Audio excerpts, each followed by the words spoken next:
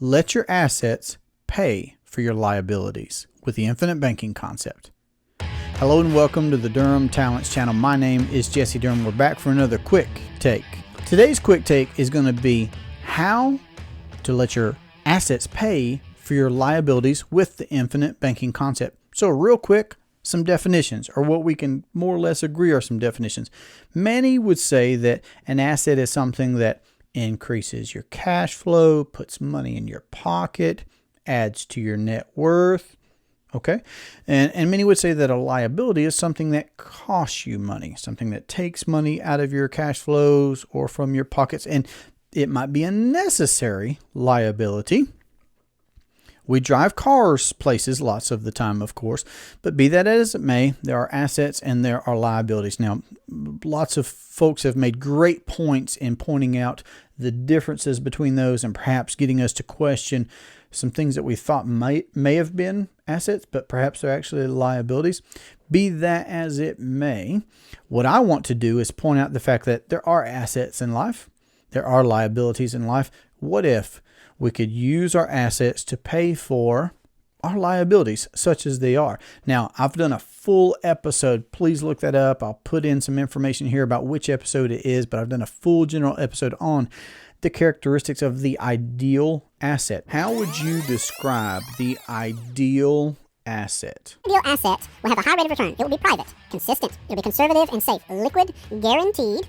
Tax benefits, no market volatility, income other than capital gains. It will be creditor protected, inflation protected. You will maintain control. It will be transferable, easy to manage, no hidden fees or penalties, and it will be reputable. Here we talk about properly structured whole life policies with mutual companies that pay dividends. And we talk about how to use that asset, that self-collateralizing, appreciating asset, for a private banking system, for your own personal monetary system, so that you can be your own banker, so that you can finance your lifestyle such as it is with privately owned assets. Now, that is the whole idea. In becoming your own banker, the whole idea is for you to be able to own, operate, use, grow, develop this private monetary system, which is an asset.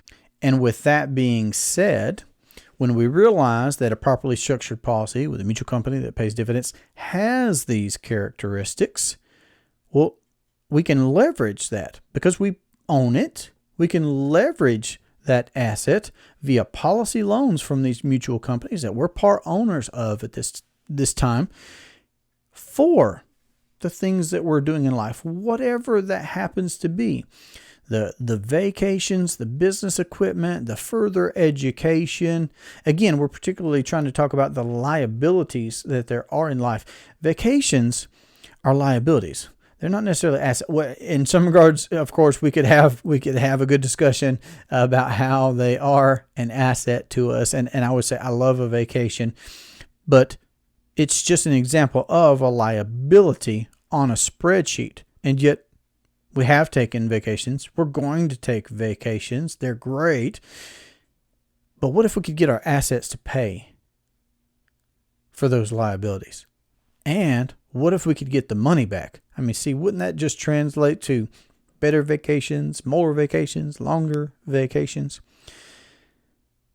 Let assets pay for liabilities. There's no getting around that there are liabilities out there. And there are even those in this space, people that I respect, but there are those even in this space of promoting and doing business in the infinite banking concept, where they will point out, well, you could do better doing such and such or such or such, or not doing such and such with a policy. But let's just not overlook the fact that there are liabilities in life, and we can either conventionally finance those. Now, Nash said don't do business with banks, or you're part of the problem. Again, you could choose when you're controlling the banking function in your life. You can choose when, how, if you want to participate with conventional financing. Also, we can pay cash for the things that we want to do. Again, I've spoken at length about that. We'll continue to do so. It's always going to be relevant. Those are the two ways to conventionally finance things. Other people's money on their terms and conditions, paying them interest, or with our own capital that Perhaps we amass somewhere where we're assuming risk, not accounting for inflation, taxation, etc. And then we liquidate that down to nothing, of course, and have to start all over. And we forfeit the opportunity to have earned on that capital. And capital does certainly have a cost.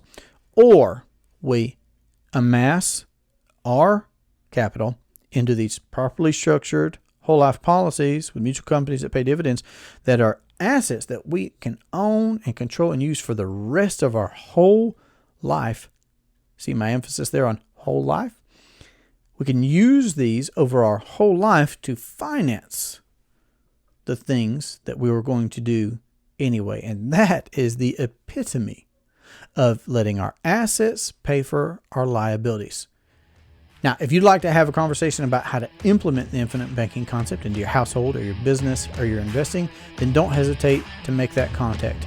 I look forward to our next conversation. Have a great day. Take care. Let your assets pay for your liabilities. Yes, yeah, it was downright fantastic. Yes, it was. Well done, son.